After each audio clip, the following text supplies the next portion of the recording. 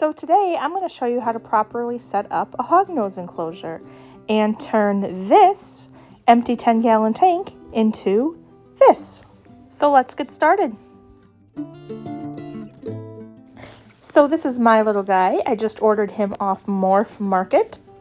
And I live in the state of Illinois, so if you're going to order a hognose snake, make sure you are aware of your laws. In Illinois, they are considered a threatened species, and it is illegal to own one unless you have a permit. So make sure you're checking to see if you can have them, and if you need a permit, get one. They're free, usually takes a while to come through, but it's worth having if you want a hognose.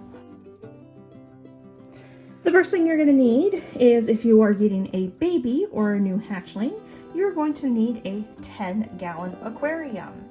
The 10-gallon aquarium is perfect for them because this is a perfect size for your growing baby hognose. If you get a standard 10-gallon tank, you will also be able to get a lid for the top of it that fits pretty well. Here is the screen tank lid you will need for your tank. And if you're wondering about prices, the aquarium you can get for $9.99 at Petco, but it's actually cheaper to get your screen lid at PetSmart. Theirs are $12.99 where Petco's is $14.99, so you can save some money there. And make sure you pick up some screen locking clips to keep your snake inside the tank. So here is an idea of everything you're going to need for your brand new hognose snake. I have two different types of heating, and I'm going to go over both of them with you guys. But the first thing you are going to need, you're going to need some aspen bedding, which can be purchased at any major pet store. I really like the Zoomed brand. This bedding is great because it allows for the hognose snake to burrow. And it's also really dry, so you don't have to worry about scale rot or anything like that with the hognose. And then I purchased some of this sphagnum moss right here to make a humid hide when the snake goes into shed. Then next up, we have some of the most important things. Water bowl. If your snake doesn't have water, obviously it's going to die. We have a hide, which that is the smallest hide my Petco had, and that's the one that I liked that matched everything. In the fish tank and aquarium aisle, you can sometimes find some really great things, like these two things right here. It's about the size of a $50. This will be perfect for a baby hognose. And what I can do is I can take some of that sphagnum moss and put it in one of them so he'll have a humid hide. And as long as I keep the sphagnum moss moist, he'll always have that hide to go into. And then I thought this was really cool. It kind of reminded me of Beetlejuice, so I'm going to put that in the tank. And last but not least, let's talk about heat. You can do the dome type lamp, or you can do a heating pad or heating mat underneath the tank. So when it comes to heating, I can honestly say I've done both. I have a ball python that started with a heat mat underneath his tank made by the brand Zoomed, and that thing overheated. I actually went through 3 of them before I said, forget that, I'm going with the light bulb option.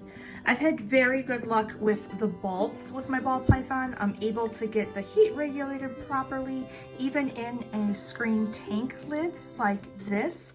I've had no problems. His sheds come out perfectly. He eats every meal. He's healthy. So I'm happy with the lamps. And this time I thought I would try an under tank heater for the hognose. And this is actually a little different. This right here I got off Amazon, and it kind of reminds me of like a heating pad that a person would use. So I'm interested to see how that's gonna work.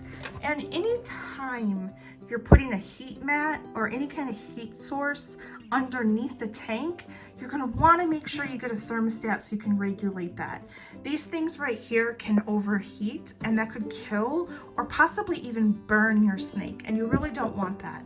So if you're going with an under tank heater, make sure you get yourself a decent thermostat and make sure you're measuring it all the time with an electric thermometer where you can actually shine at the hot spot and make sure it's reading what it should be reading. An important note with these lamps, they do get very, very, very, very hot. Even with like a 75 watt bulb and a 100 watt bulb, when you're looking at these, you got to make sure you read. Like this one right here, the most it can do is a 100-watt bulb or a heat emitter if you choose to do that. So just make sure you're keeping an eye on that. I have read horror stories on Amazon of cheaper versions of like the Thrive and the ZoomEd and anybody else that makes these. I've heard of them causing fires. So make sure you're watching this and then always put them on a timer. I'll show you the timer I have right here. And this is an example for my ball python. This is great if you're not home to manually turn the lights on or off. So I think this is a really great thing to have if you're going to be away from your home. Put them on a timer. The first thing you're going to want to do, clean your tank. Get all the stickers off of it. Get all the dust that could be possibly inside it off of it. Make sure the tank is clean to go before you put any animal inside of it. I personally just use Dawn dish soap. Make sure all the soap is cleaned so there's nothing foamy when you're rinsing out the tank.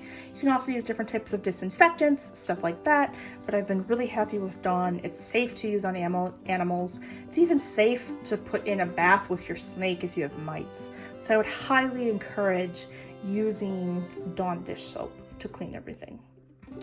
So hognose snakes are burrowers, as I'm sure you know. That's why their snout looks like a little shovel. This I'm not actually happy with. I'm actually going to add some more to the bottom so he can dig and burrow. And the most important thing is when you do this, you want to make sure you're patting down the actual tank stuff, because when you put things like a heavy water dish or a hide on it, you don't want the snake to be underneath it and have it fall under him. So make sure you pat the actual bedding down, and I would say maybe have 2 inches. Like this side looks pretty good, but that side needs a little bit more, so I'm gonna add some more. And now comes my favorite part, actually decorating the tank. Remember, you always want to have a water bowl, hide on the cool side and a hide on the warm side. So I'll show you what that's gonna look like.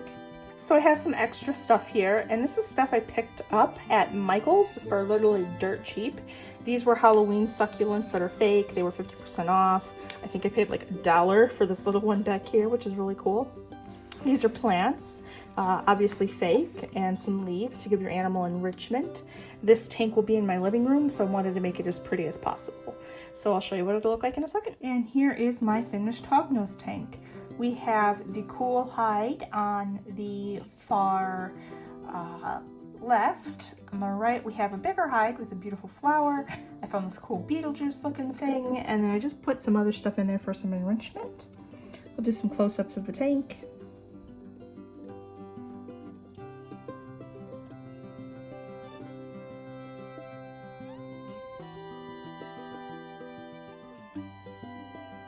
And that's it for today, guys. If you have a hognose, share with me below. Give me a little detail about it. And remember to like, comment, and subscribe. If you like this video, I will definitely do more reptile videos in the future.